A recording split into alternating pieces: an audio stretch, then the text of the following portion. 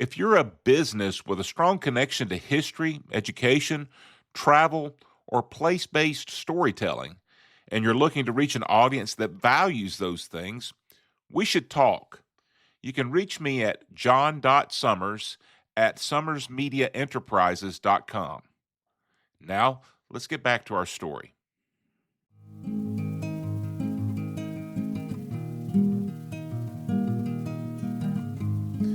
Okay, so this is going to be an interesting interview for us. This is going to be a little different from some of the things I've done. I'm here at the Sam Davis home in their museum. They've been very, very kind to allow us to come in and use this for our interview this afternoon. And I have Alton Anderson with me. Alton is, he's a number of things, but one of the things he is an author as well. And he has written a book that's going to be coming out. As things currently stand, it's going to be in November, right, Alton? Yes, that is correct. That is correct. Okay. And I'm going to let you tell the title of the book, and I'm going to let you tell a little bit about that, if you would, please. Okay. All right. The name of the book is called Southern Vengeance. It is about the lives of Sam Davis, DeWitt Smith Jobe, and Dee Smith. They were all three Confederate soldiers. Two died of some bad circumstances of being Coleman Scouts. One was actually tried by a tribunal down in Pulaski, Tennessee, and he was hung as a spy. But the other gentleman, DeWitt Smith Jobe, met a very heinous demise. He was found with Union papers, and instead of them taking him back to be interrogated by their commanders, they decided to interrogate him himself and tortured the gentleman to death.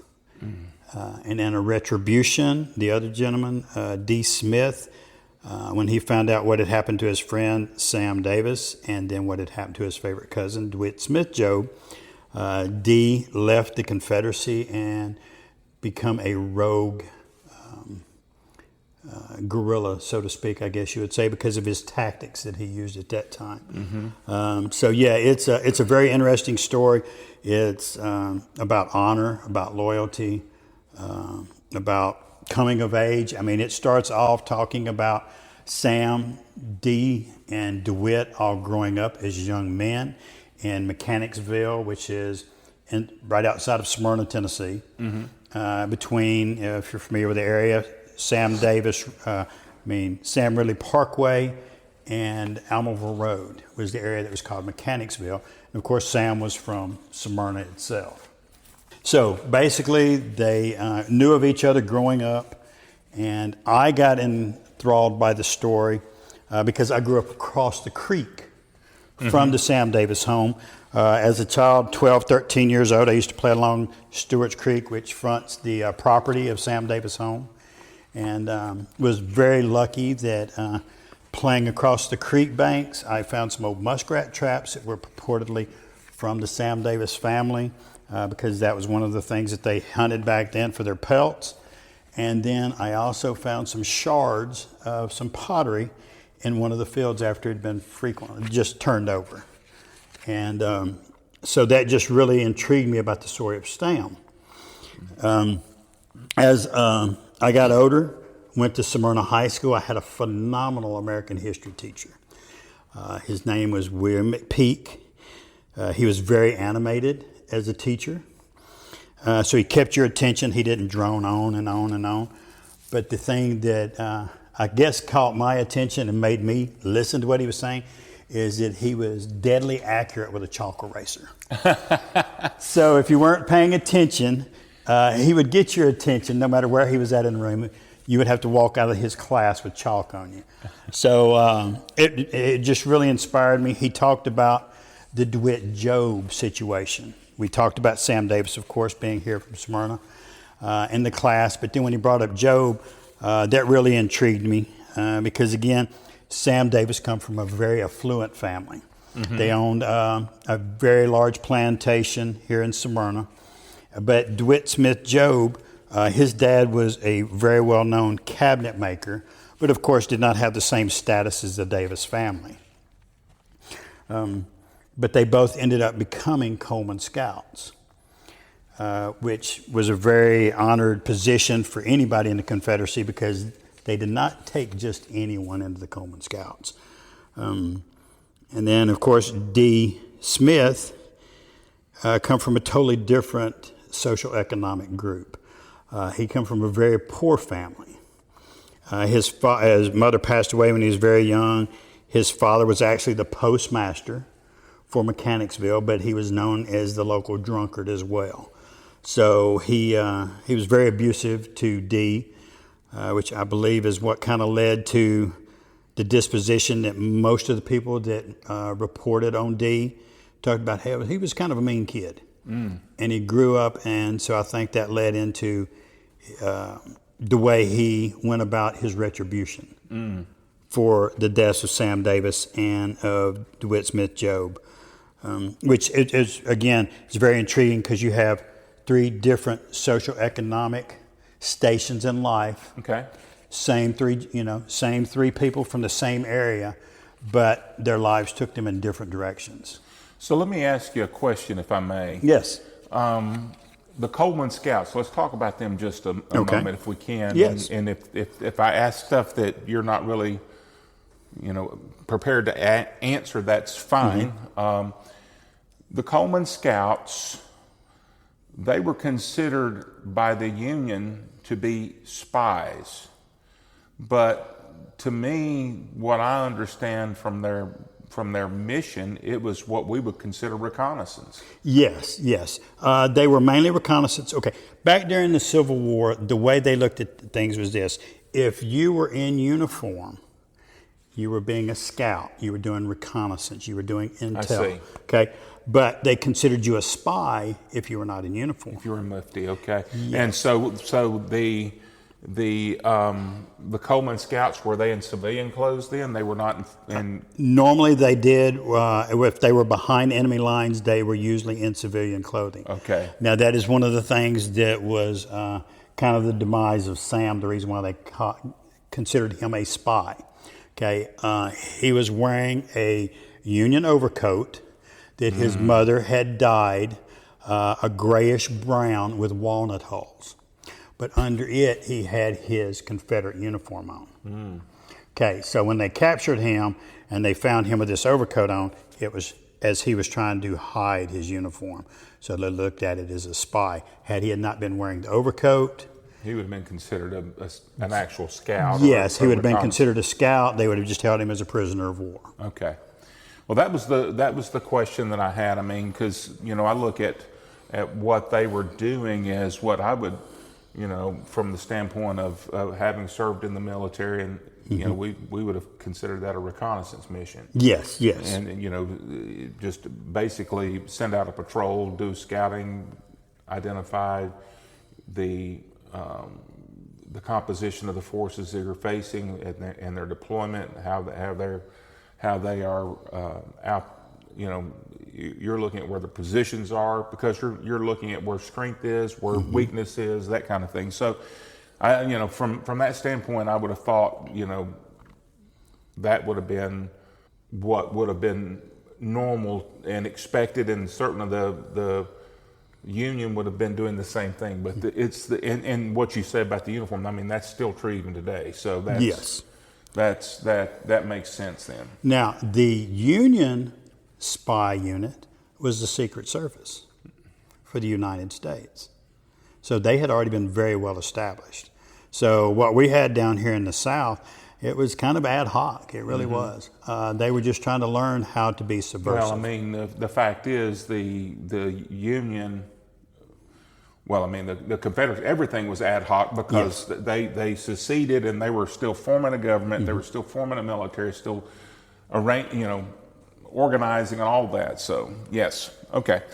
So going back to the 3 men then, sorry, I took us down a rabbit hole. It's quite all right. Go any direction you want to it because the entire story, you got to know a little bit about the history of what was going on in the Civil War if you're not familiar. So that really adds to it. So they all 3 come from different areas of life. And so they all entered the Confederacy. Okay, Sam actually went to Western Military Institute, which is now what we used to call Montgomery Bell Academy. And he was trained there in military. Now, normally when you go through something like that, you would go in as an officer. But he did not. He went in just as just a regular soldier. He was with the First Tennessee Infantry Unit. And so he went into that, and he was in quite a few battles. Not as many as DeWitt Smith Jobe. Okay, it was very early on with Sam, and it's touched on it in the book, the battles he was in. But he showed very promising, exemplary type of soldiering. He really did, and I think that's what caught the eye of General Lee. Yes, because he was under the command of General Lee at Cheat Mountain. Okay. And it was later on, after the Battle of Shiloh, he was wounded there. Okay, so General Lee was in the Virginia theater. Yes, Cheat Mountain was right there on the cusp of Kentucky, Virginia. Okay, and that's where he kind of showed himself there. And then he ends up back over in the Western theater again to be at Shiloh. Yes, the First Tennessee Infantry fought both Kentucky, Virginia area, as well as mainly in Tennessee. Now the 20th, which is what DeWitt Smith Jobe was part of, they fought mainly in the Tennessee theater. Okay. Okay. But they took, and so after the Battle of Shiloh, he was wounded a little bit, Sam was, but nothing major, just minor wounds. And the Battle of Perrysville, he was wounded pretty good. Then we discussed that in the book. And then I believe it was right after that is when he became. And this is when Bragg made his foray up into Kentucky. Yes. And that is, I think that is when they decided that he could be more useful under Shaw with the Coleman Scouts. Okay. He was basically brought into the Coleman Scouts in 1862. He joined the infantry in 61. Mm-hmm. So he had had about a year of military experience before they made him into a scout. But in 61, there wasn't a ton of action. No. It wasn't that was happening in Cheats Mountain. Yeah. 1862, I know, Fort Henry, Fort Donelson, Shiloh was later. Mm-hmm. That was in April, I believe, is when Shiloh was. and then late in the years when Stones River was. Yes, that wasn't until the end of 62 into 63. Right, that's what I say. It was at the very late in December when that happened. It was over but there were things going on in Middle Tennessee, little skirmishes, and there were things going on around. There were raids into East Tennessee and those kinds of things as well. Yeah, Perrysville, I believe, was October of 62. Right, that was when Bragg went up through like the Sequatchie Valley and drove up into Kentucky, then up through that way. Yeah, I mean, and again, Sam was seen a few different theaters.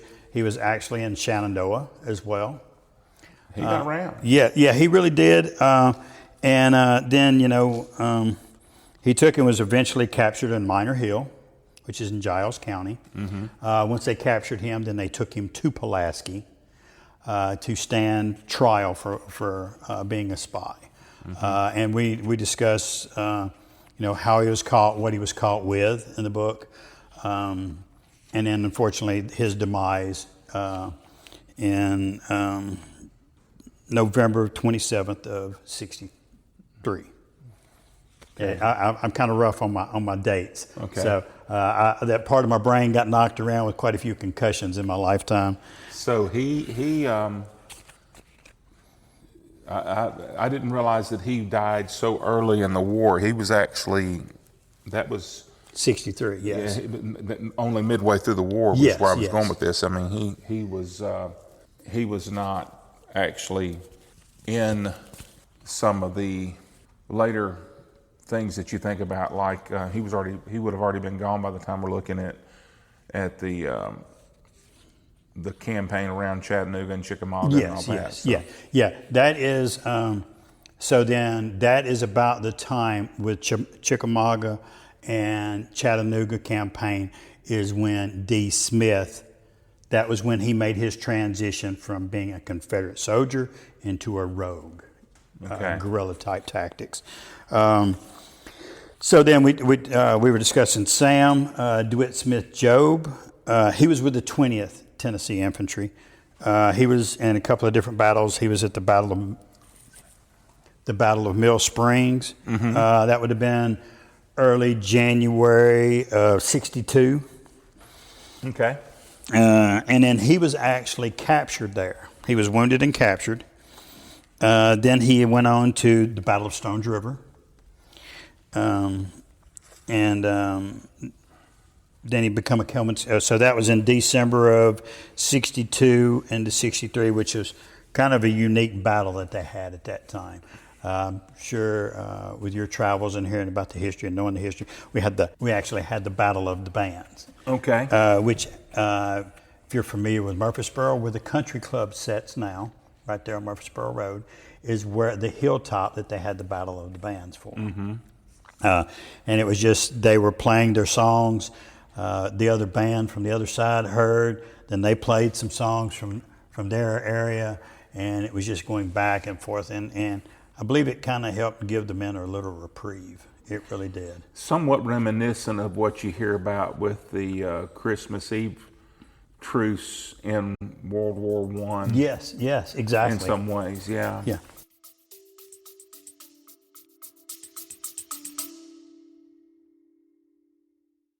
If your idea of a good weekend includes a fishing rod, a boat, a campsite, and a Tennessee sunset over the water, then you need to check out Birdsong Resort, Marina, and Campground. Located on scenic Kentucky Lake on the beautiful Tennessee River, just 9 miles off Interstate 40 at exit 133, Birdsong is conveniently located halfway between Memphis and Nashville. Family owned and welcoming guests since 1961, Birdsong is now operated by the second generation of the Keast family, and whether you're looking for cabins, full-service RV sites, primitive tent camping, boat rentals, boat sales, fuel, bait, or easy lake access, Birdsong has you covered. Be sure to visit the Tennessee River Freshwater Pearl Museum, where you'll find Tennessee's official state gem, the freshwater pearl, and learn how the freshwater pearl industry brought worldwide attention to this part of Tennessee. To start planning your getaway, visit birdsong.com or call 731-584-7880. That's birdsong.com or call 731-584-7880. Birdsong Resort, Marina, and Campground. I think you'll be glad you went. And when you call, tell them Big John sent you.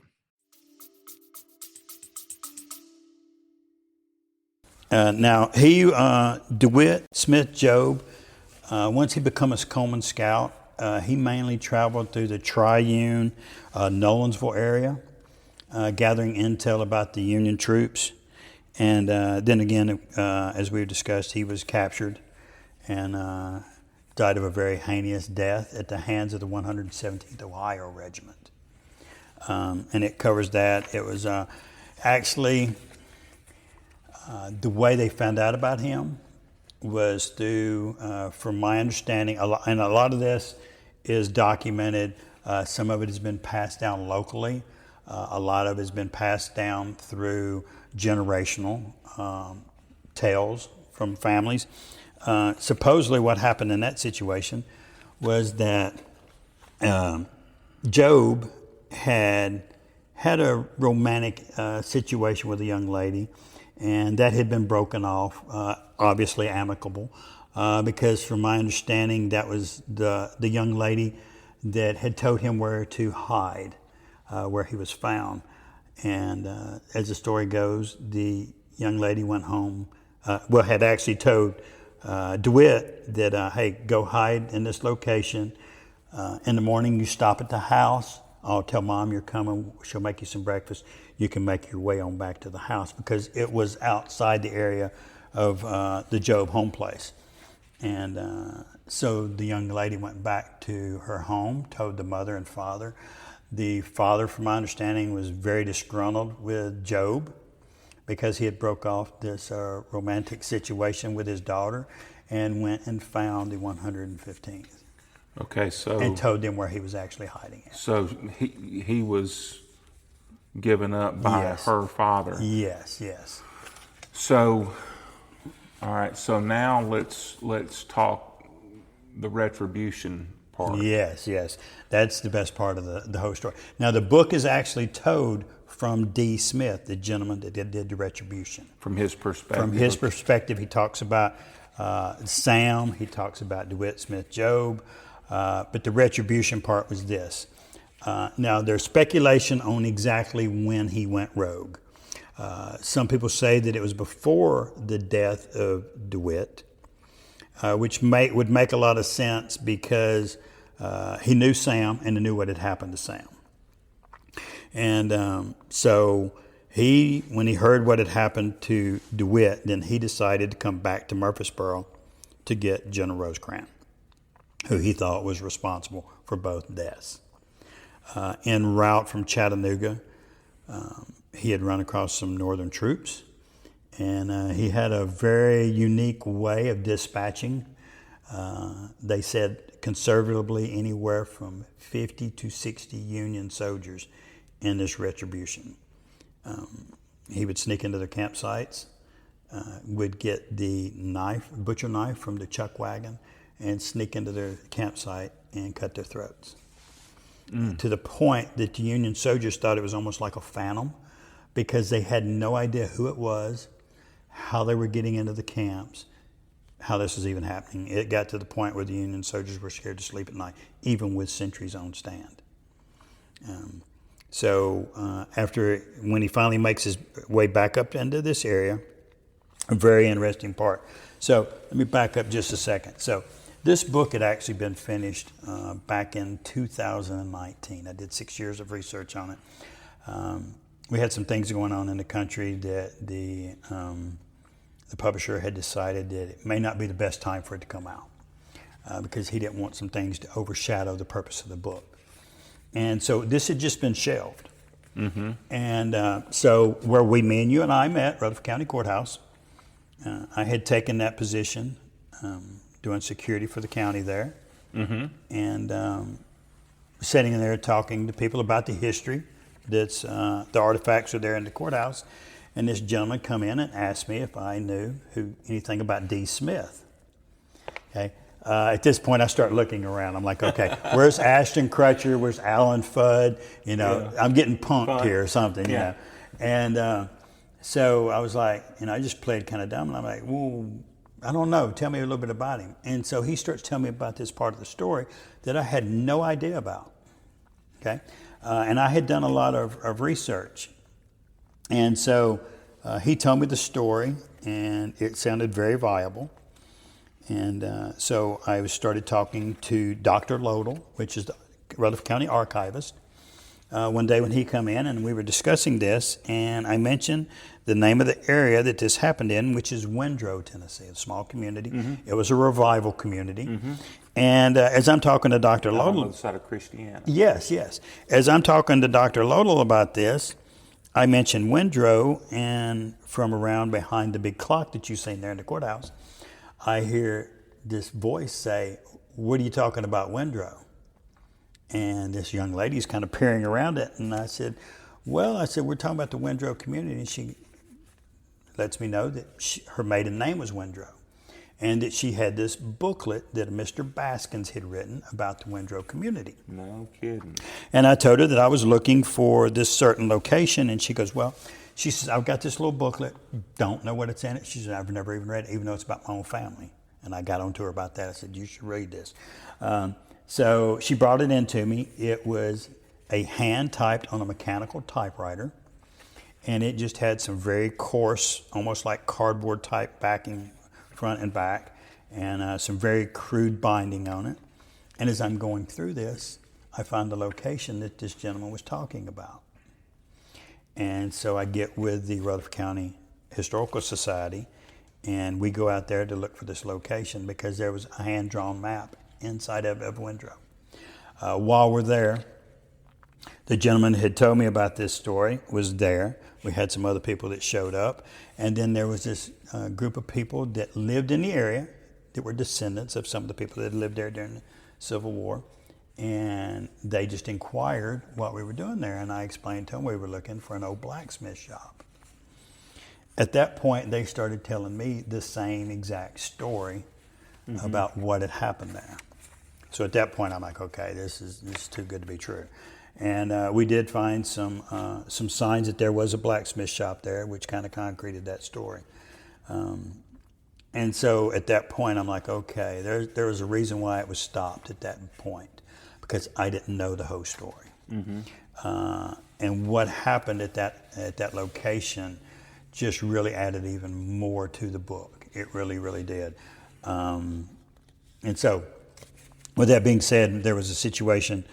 What happened was that as he was coming from Tullahoma, when he had come up, he being Dee Smith. Dee Smith, yes, I'm sorry. Dee Smith, when he supposedly somewhere between Tullahoma and Mount Eagle Mountain, he had thrown some shoes off the horse. And so he had stopped at this farrier or blacksmith at the time, because they were basically one and the same. And then he needed him to be reshod. So this gentleman knew of Dee and what he was doing. And so he did something a little special with the horseshoes to kind of make it harder for them to be able to track him. Supposedly, the legend goes that he had actually shod the horse backwards, so that as he was coming into a location, it looked like he was leaving. When he was leaving, it looked like he was coming into it. Now, if you know anything about equestrians, horseshoes don't really stay on that very well to begin with, especially on rough ground.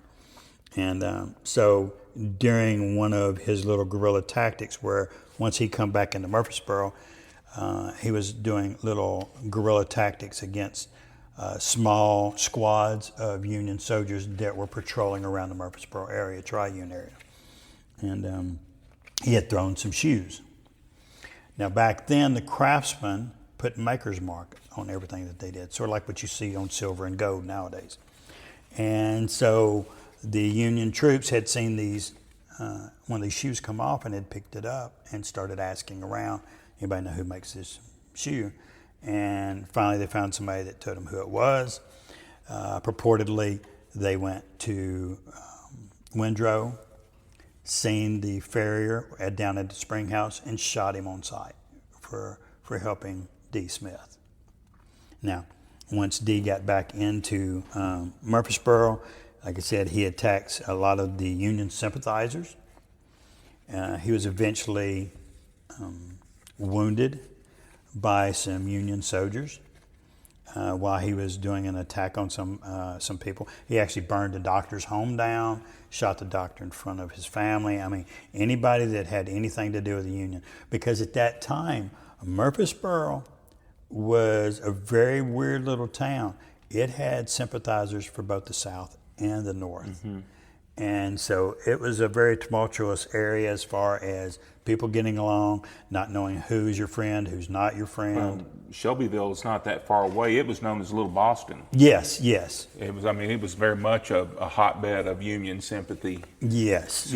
So yeah. And that seemed to really happen in different areas. And Windrow, you're talking about between Yes. Shelbyville and Murfreesboro. Yes. And so he was eventually captured, and this is where it really gets good. So my understanding, until I really delved into the records on this part, because I knew he had been held as a prisoner, he had been wounded, was being held as a prisoner. Now at that time, we had a jail in Murfreesboro, and then we also had the courthouse. My thinking was he was just held in the jail with just everyone else. Come to find out, he was actually held in the Rutherford County Courthouse in the basement, which is actually where I work at. So it's like, if there's a universe, no matter how you want to look at it, if you want to say it was a universe, if you want to believe it was God, divine intervention, which I believe that's what it was. That's just my personal beliefs. That was the whole reason for this coming about. Okay. And it's like I said, it's got so much to this story, from, like I said, coming of age, boys becoming men. Now I have a question. Okay. So I would have, if I had been Dee Smith, number one on my list would have been the young lady's daddy. Oh, yes. Was he? Well, I don't think at that point in time they knew exactly who had given him up. I see. Okay. Because the 117th had been in that area for quite a while. Okay.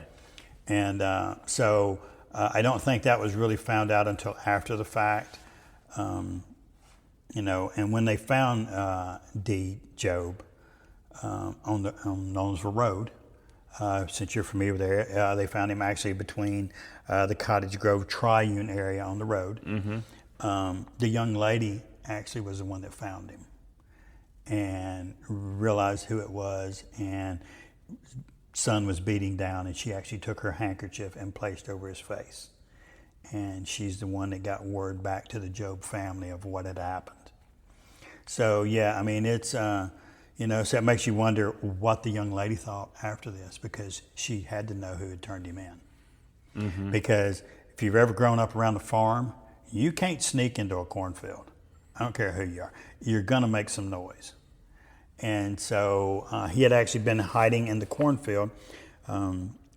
Most farmers, or most people that grew up around farms, know that if you got a sinkhole, you usually push off some implements in there, stuff that you don't want to use. You let it grow up with brambles and briars so your cattle don't get into it and things of that nature. So that's actually where he was hiding. So it had to be somebody that knew specifically where he was at to give him up. And you can still visit that area. It's actually owned by a very nice family that, as long as you talk to them, they'll let you come check it out. Okay. Which may be something you may want to. One of these days we may need to do that. Yes, may need to hook up with you to go do that. So.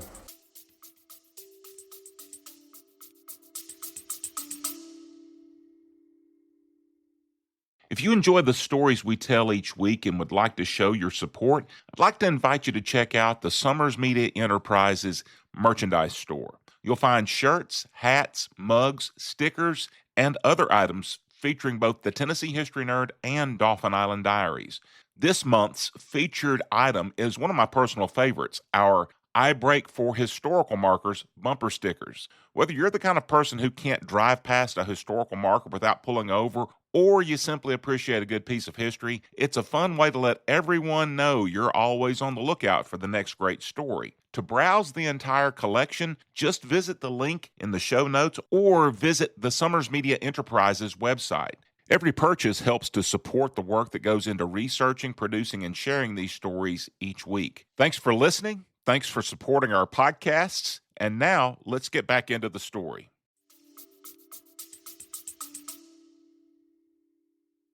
Let's shift gears here, if we might, just a little bit. I mean, you've talked at length about the story itself, and this is obviously this is a large part. You've probably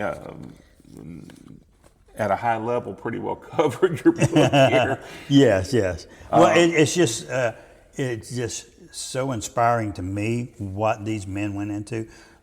Once I get to talking about it, it's hard for me not to talk about it. Well, the point I'm making is that I'm not saying, I mean, obviously for those of you who are listening, this is by no means all the story. Oh, You've gotten, at a high level, the story.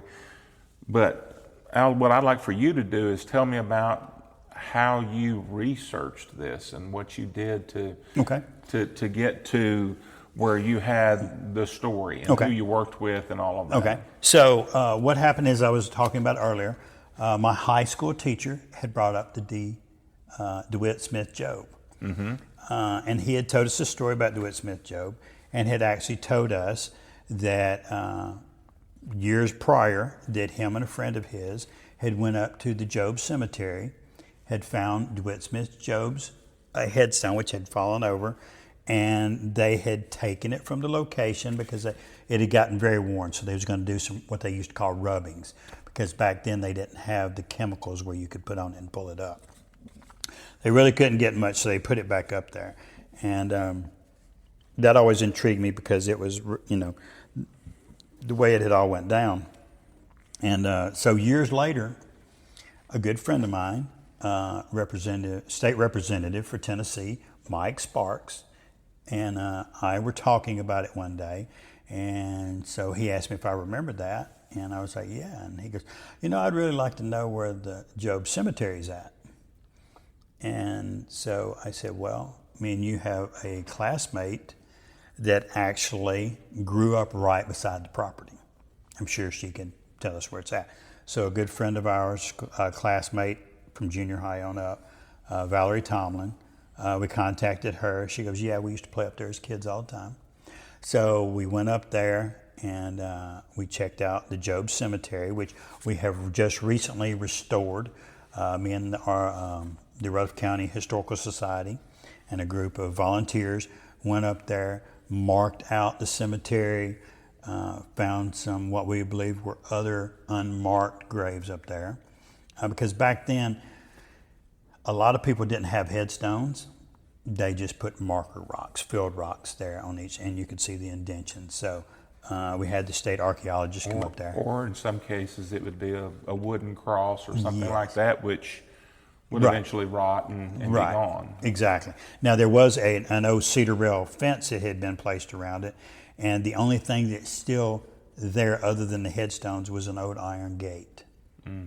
And it was still braced in between. Two trees had grown up and had basically encapsulated it. So after that was all said and done, that really intrigued me about this. So me and Mike got to talking about it, and I started doing research and started going back into archives, finding all the military records that I could find on different battles, who was where, things of this nature. And Mike turned me on to a gentleman by the name of Ben Jobe, which actually happened to be a descendant of DeWitt Smith Jobe and Elihu Jobe, which was DeWitt Smith's father. And so we got to talking, and he shared a lot of his research that he had because he had already written a book similar to that. So DeWitt Smith Jobe, did he marry and have children?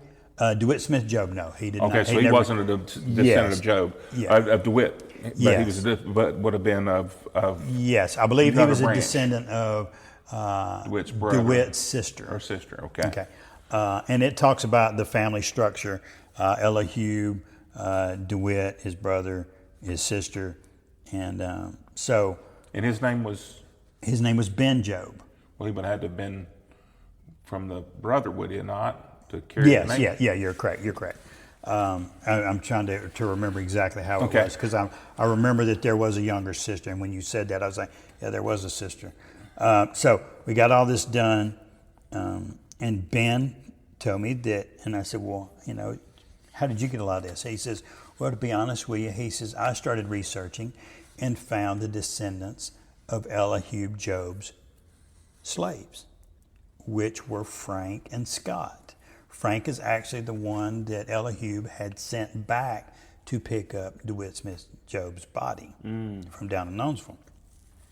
Interesting part of that is he followed the trail back, and he had met the descendant of Frank, also a Ben Jobe, which ended up being the talent scout for the LA Lakers. No kidding. Yes. Yes. Wow. And that band, the LA Lakers talent scout, he has recently passed within the last 5 years or so. Okay. But that's how we found out a lot of information as far as on the slave side.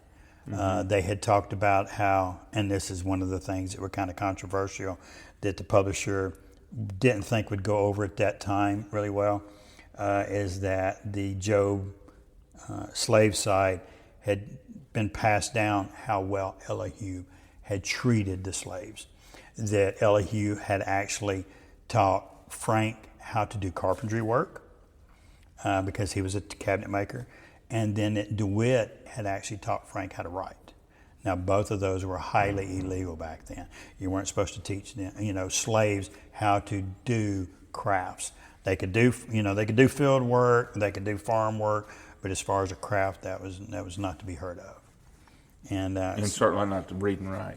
Yeah, and definitely not to read and write, because unfortunately they thought that if they started becoming, and I hate to put it this way, but their way of thinking, again, when you're thinking about things like this, we can't look at it from the 20th and the 21st century aspect, which is what unfortunately a lot of people do.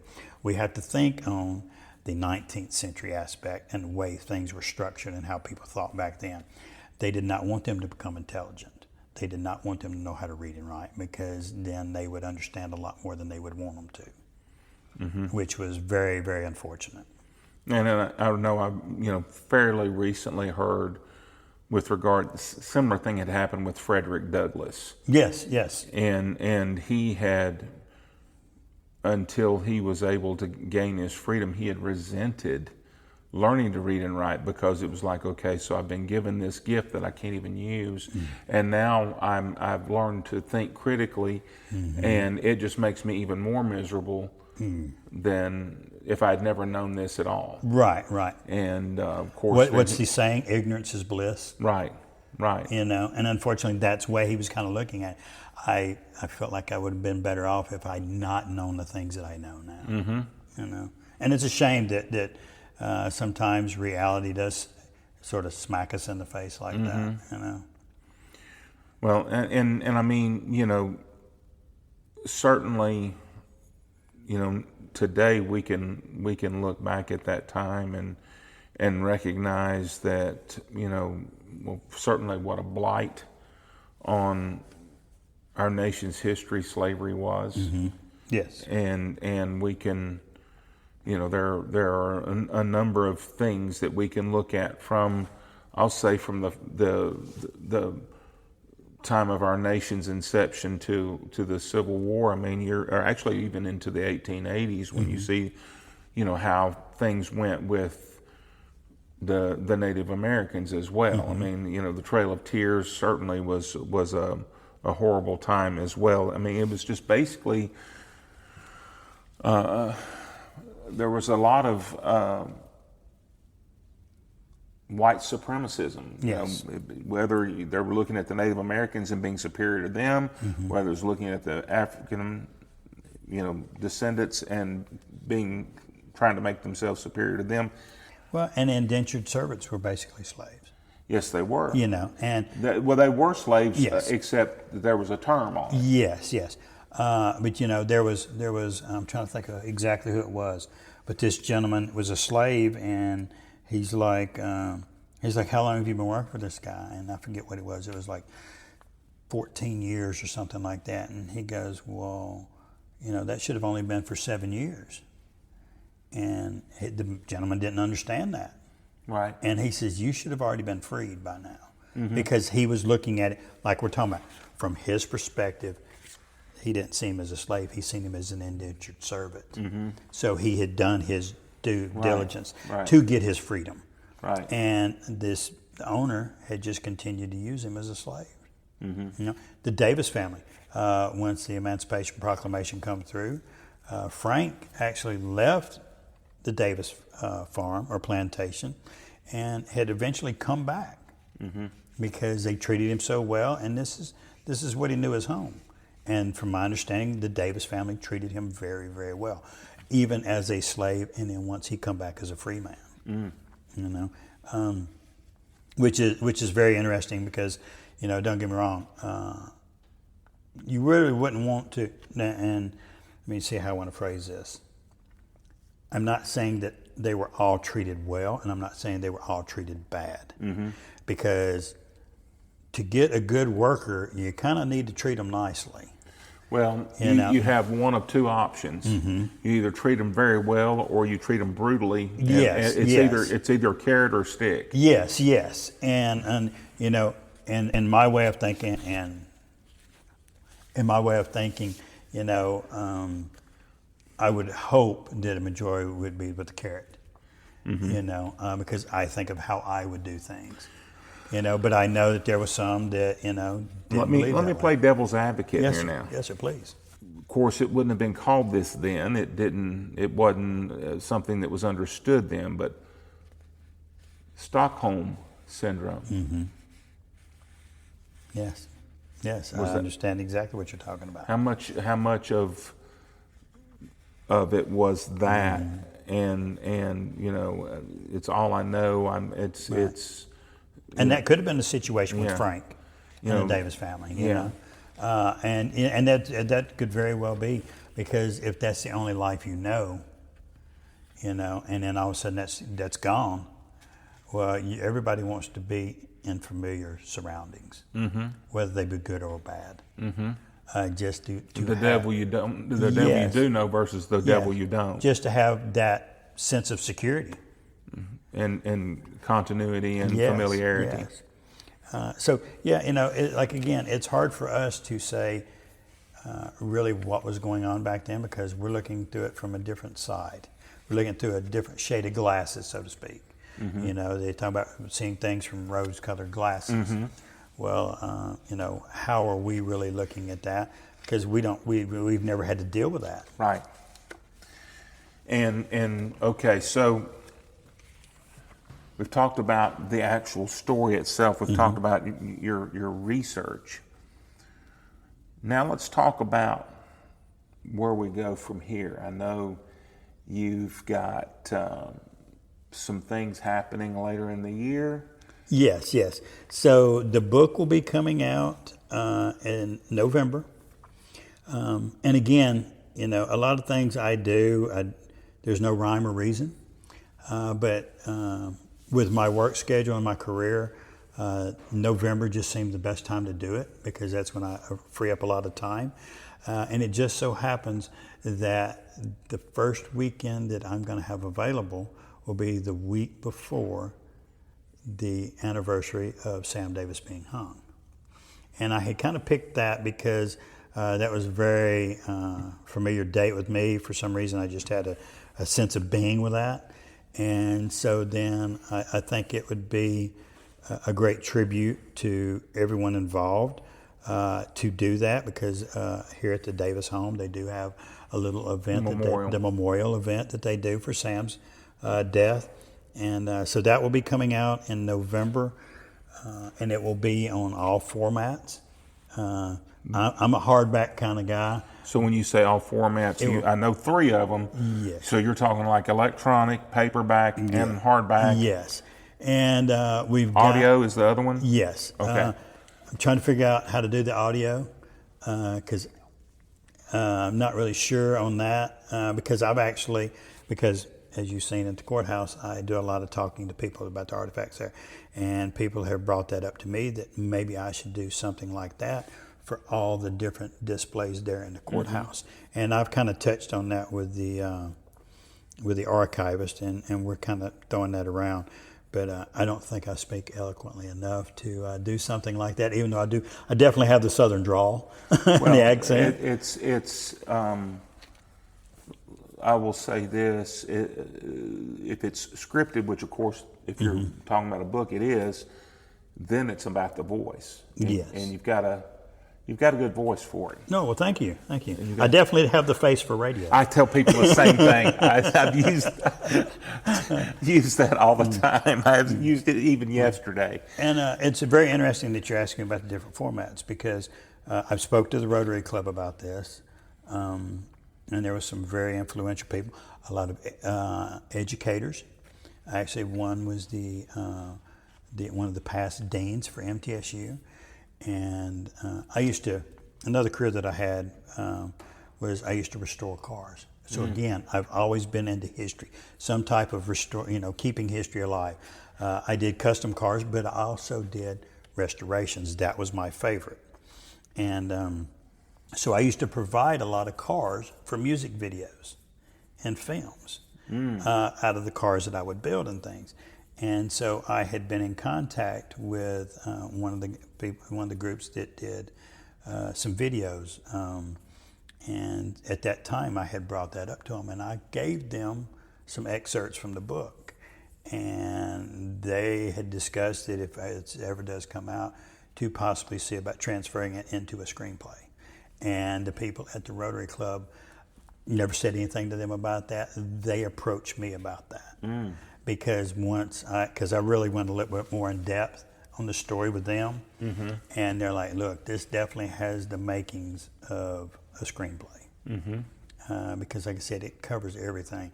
And I didn't really think about it until that was approached to me, and I was like, well, you know, now that I look at how movies are done, all the different elements are involved, these are all there, and they're true. These things actually happen. Sure. And one of the things that my wife loves, Terry, is she loves movies that are based off true events. And so I thought, well, you know, that could be more captivating because when people know that it's off something true. Right. So yeah, I'm going to try to put it on all the different formats, and seeing how you kind of throwed that out there, we may give it a try on doing an audio for it, because I know a lot of people do the audio books now because we have to commute back and forth to our, you know, our. I do a lot of my research. You know, as you know, in addition to the Tennessee History Nerd, which is what this podcast is for, the people who are listening to this are listening to the Tennessee History Nerd. I also have a sister podcast that I do on the Gulf Coast in the Mobile Bay area called Dolphin Island Diaries. And I'm driving back and forth. It's about an 8-hour drive. I mean, I'm listening to books, audiobooks all the time, either audiobooks or podcasts. I'm listening to, every now and then I'll listen to music. I love music. Right. But here lately I've been listening because I'm always having to be researching something. Right. And that's wasted time if I'm only driving. Yes. So I use that audiobooks. I can do that kind of thing. So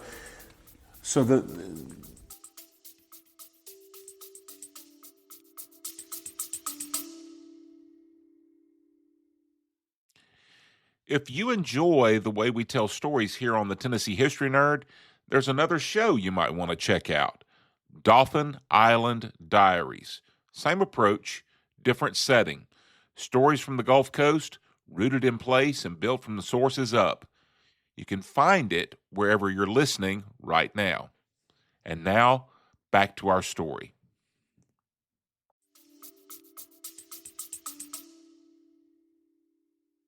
So for the people who are listening to us right now in our conversation, how would they go about finding this book when the time comes? Will it be on Amazon? Yes, it will be on Amazon. We're going to try to get it into all the major bookstores, Barnes & Noble, places like that, as well as I've been in contact with a lot of the historical sites in Tennessee, and they have showed a real interest in it. Here at Sam Davis Home, Fort Negley, I've spoke with them. Okay. And so because it has Tennessee history, I think you'll be able to find it pretty much anywhere. Okay. So what about the national parks? Yes. Stones River. Well, those, when you go to the national parks, there's a little bit more involved with those because they have to have approvals and things of that nature. Just because, again, as you being a service member, you understand the federal government. I do understand. So yes, and I talked to the people at Stones River. I did not have a chance when we were down in Shiloh because I was really showing my wife a lot about the Civil War and the nature of warfare. And one of the things that struck her the most is we had already been to Stones River. And so then I took her down to Shiloh. And she's one of those type people. She sees something, she's going to be looking at every aspect of it. If it's something that's written, she's going to read every last word of it.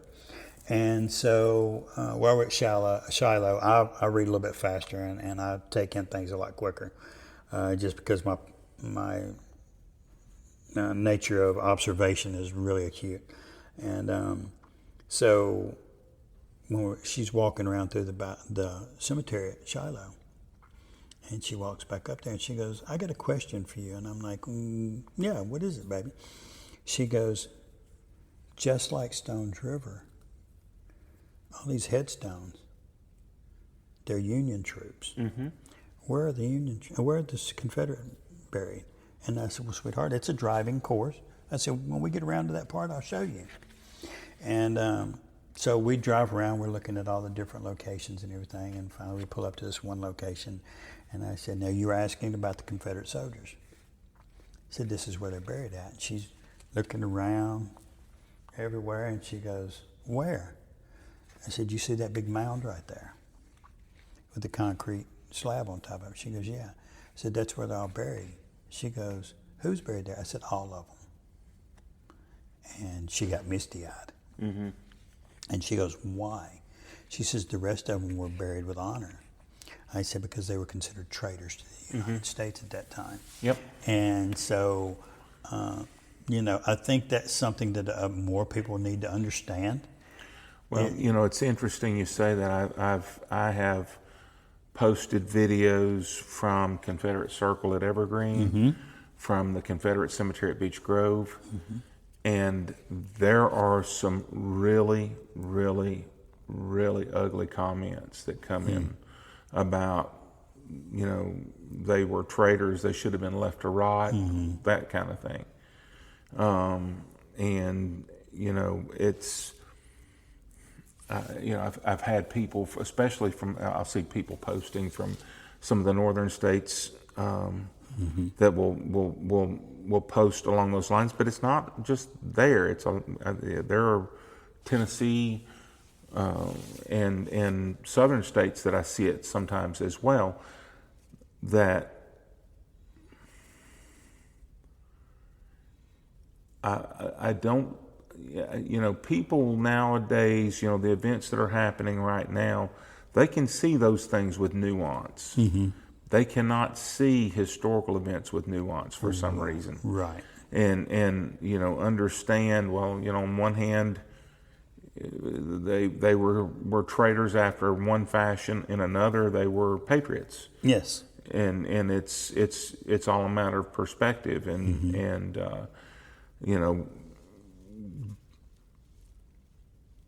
understanding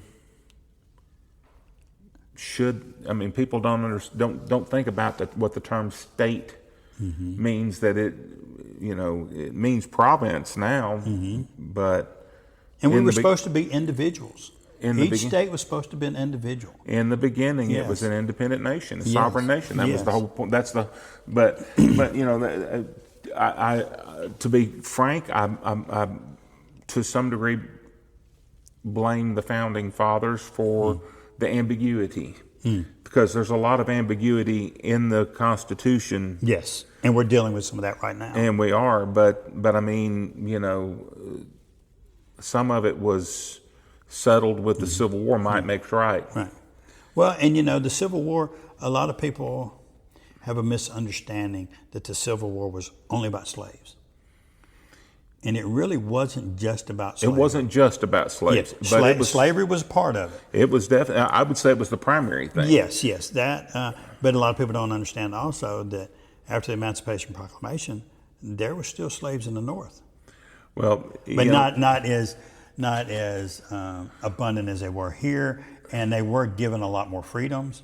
But it was more geared towards the South than it was the North. Well, the Emancipation Proclamation only applied to the states that were in rebellion and not in Union control. Yes. In other words, Lincoln freed the slaves in the places he had no ability to free the slaves. Yes. Exactly. And that's a good way of putting it. Yeah, I never thought about it from putting in those words. Yes. But that's exactly what it did, and then you hear about Juneteenth. June 19th was when it finally was made the ones in Texas, and then it came to be recognized across the South. But it was in Texas that they recognized finally, oh, you're free. The Emancipation Proclamation, it applies here now, because they were in rebellion at that point. So, but so in that aspect, it was more about control than it was anything. Well, it was that part of it. The Emancipation Proclamation, honestly, was a political move. It was to keep the European powers from recognizing the South. Yes. From recognizing the Confederacy. And because if that had happened, they would have been able, if they'd been recognized as a belligerent even, they would have been able to get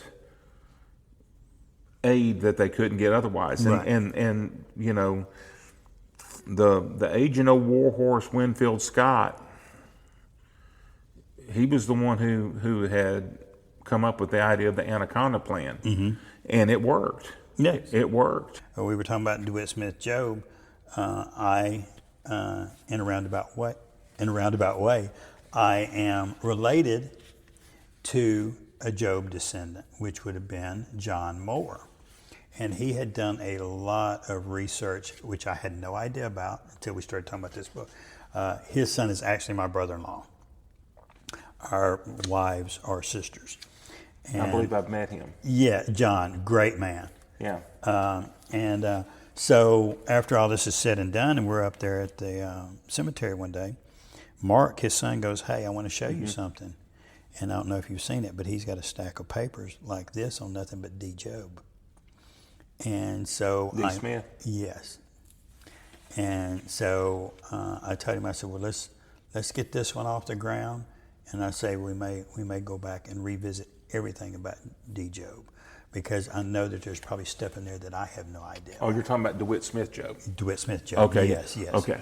Yeah. I'm sorry. When I say D. Jobe, because that is how you have, the only reason why I ever say DeWitt Smith Jobe is to differentiate the two. Well, that's because where I was getting both confused. of them are DeWitt, and that was one of the things that I had an issue with when I was writing the book, is which one am I going to call D, which one am I going to call DeWitt? And most people called Dee Smith the one that come back on the retribution. Now the family of DeWitt Smith Jobe called him D. But to give us some type of understanding and to separate the two, it's DeWitt Smith Jobe. And that's kind of how I present it. And I'm hoping that that differentiation comes through very clearly in the book. Okay. So one thing that I don't think we kind of tied up a loose end on, what happened with Smith? Okay, so what happened with Smith? So he goes on his retribution. He does a lot of guerrilla tactics. He kills a lot of people. And he is eventually cornered by some Union soldiers and is wounded with a shotgun blast. Okay. Some reports say that it was to the face. Some say it was to the abdomen. Okay. He was captured. He was brought to Rutherford County. He was held in the historic Rutherford County courthouse in the basement. And he was to be hung. Okay. Which is normally what they did for spies. The day that he was supposed to be hung at noon. The day he was to be hung, when they went in to wake him up, he was found dead in his cell. Now, again, a local legend. We don't know if he succumbed to his wounds, because shotgun blasts, they can do some damage. Or if the local doctor, which happened to be a friend of the family's, had maybe slipped him some poison and to keep them from having the satisfaction of hanging D. Because when they were treating him for his shotgun wounds, the doctor made the comment that D made the statement, "I will never let them see me winch from pain." So he was never going to give them any satisfaction. You know, they had mortally wounded him, and he was not going to show any type of pain or surrendering to them and what they had done to him. So, and everybody asked me at the courthouse when we have visitors come in, well, this building's so old, does it have any ghost? And again, as we're talking about divine intervention, I know that doesn't have anything to do with ghosts. And myself, I personally do not believe in ghosts. I've never experienced them, and I believe that's the reason being. But that may be where that divine intervention come from. He knew I was there. He knew I had written this book. There was a part of it that was missing, and I had shelved it. It had just life had continued. I had really enjoyed writing it and everything, but life had continued. Things had happened. I had some things happen in my personal life. My wife was actually in a near fatal accident that they didn't think she was going to survive. When they put her on the airlift, for a life flight, she had a pulse of 12 beats a minute. And, so things like that. And so I had forgotten all about it. And even once I got to the courthouse, I did not think about it. And then all these things started happening. So there's a ghost. Maybe it was OD coming back to me, saying, "Hey, dude, got to tell this story," because and it talks about everybody that knew him, the way he was. He was a very coarse man, and I believe it was because his father was very abusive to him. Right. And that's the whole reason why he left and joined the Confederacy, just to get away from it. Right. So it's interesting. Do you know yet what your schedule is going to look like? I presume there's going to be some sort of promotional tour or something along those lines? Yes, I'm hoping to do that. I've been in contact because of being there at the courthouse. I have had a lot of people that are part of CVS. We have all kind of different historical groups that are wanting me to come speak. Who's that? You mean the SCV? SCV, yes, SCV. Okay. SCV has CVS, the drugstore? Yeah. Again, I've had a lot of concussions in my life. But the Sons of Confederate Veterans. Yes. Kind of had similar instances of what you did, just kind of not. All right, so I think we've come full circle here. Yes. So what I would like to do then is just say, Al, really appreciate the time. I appreciate the time, sir. You've really put me at ease. As I told you earlier, I've only talked about this once before. I told you this is a conversation. Yeah, and and everybody kept telling me when I was talking to my family about this, I was like, I'm really nervous about this. They're like, you do this every day, talking to people at the courthouse. I said, yeah, but this is a lot more personal, and I just wasn't sure how comfortable I would. Yeah. But John, you have really put me at ease on this. I really appreciate getting the exposure for the book. Well, I appreciate the conversation. This is I think going to be a really great topic to share, with people who follow my podcast. And guys, as you're listening to this, of course, what I do try to do when possible is I try to pair the interviews with what's come the day before. That's not happening this week because, the episode today that dropped this morning on July 27th, Monday, July 27th, was our driving across Tennessee, the Blount County episode. Right. So this has nothing to do with Blount County. But when I reached out to Al about doing this, I already knew I was planning to drop this interview for the Interviews Day episode, or Interviews Day release, I should say, on Tuesday the 28th. And it was because I felt like this was going to be one of those things that was going to be good enough that I didn't want to hold on to it. I was right. Well, thank you. Thank you. This is a great story, and any one aspect of this story is a great story. You've got a three-pronged, three-headed monster here. You've got the story of Sam Davis, the boy hero of the Confederacy, which is itself a phenomenal story. Yes. And then you've got the story of DeWitt Smith Jobe, tragedy, and just it's what happened in that situation. Obviously, it's a lot harder to get charged with war crimes if you're on the winning side. Right. But those guys should have been tried for war crimes. Right. And that's the reason why, I just kind of briefly touched on it, because what actually happened to DeWitt Smith Jobe was horrendous. And I just didn't want to, some people get upset when I discuss what they did to him. Well, so I just didn't, I want to take it easy on people. If they want to read about it, then that's on them.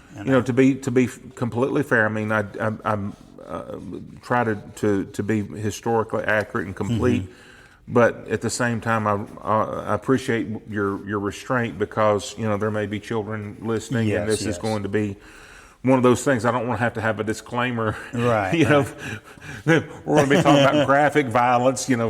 Hide your children, kind of thing. Right. So I was always taught that the reason why the men in the Civil War acted the way they did was because the books and things that they were reading on at that time was chivalrous.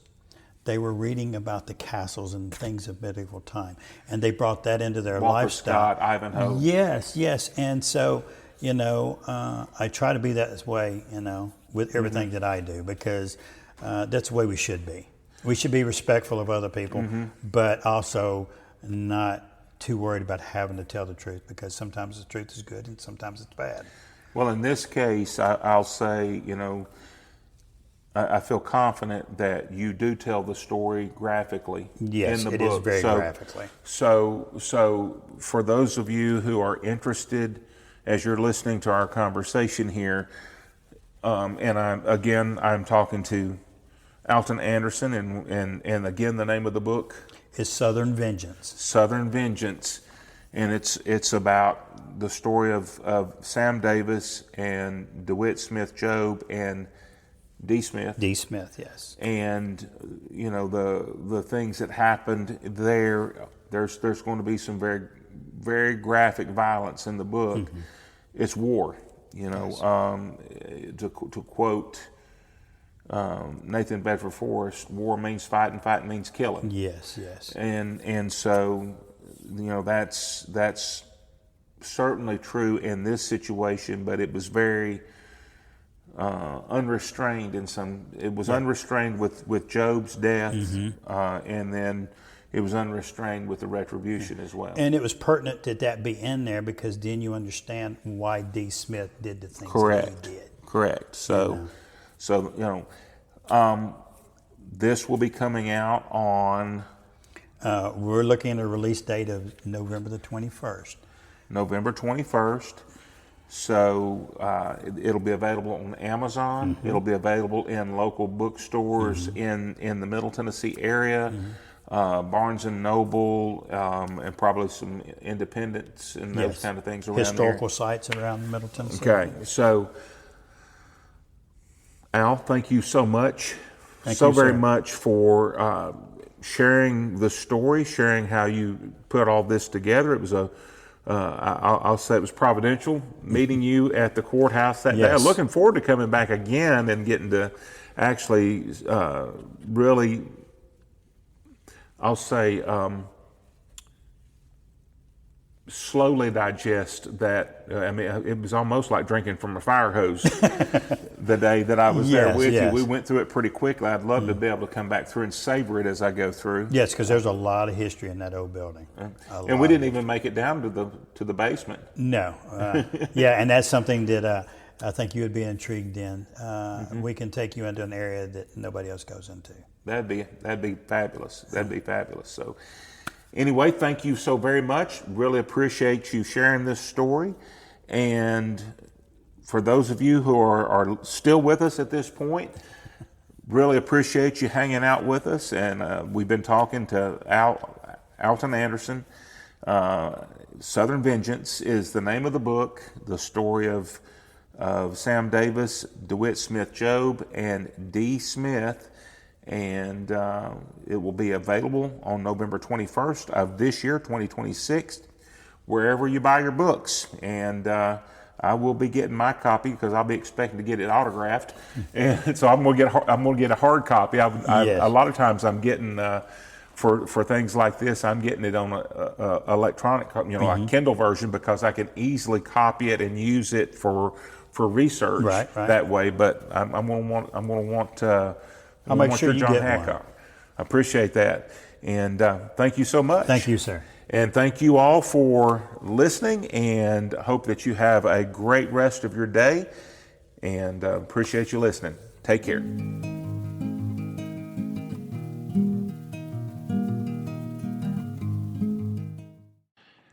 Hey, this is Big John Summers, and I want to thank you so much for listening to the Tennessee History Nerd. By the way, if you enjoyed this episode, I want you to know that there's a lot more content waiting for you out there. We're adding new episodes every week, and we're working our way across the whole state of Tennessee, covering stories from prehistory all the way into the 20th century. So if you like Tennessee history, there's already a catalog of stories out there for you to explore. So Scroll back through those previous episodes. You might just find something you weren't expecting. And again, thanks so much for listening.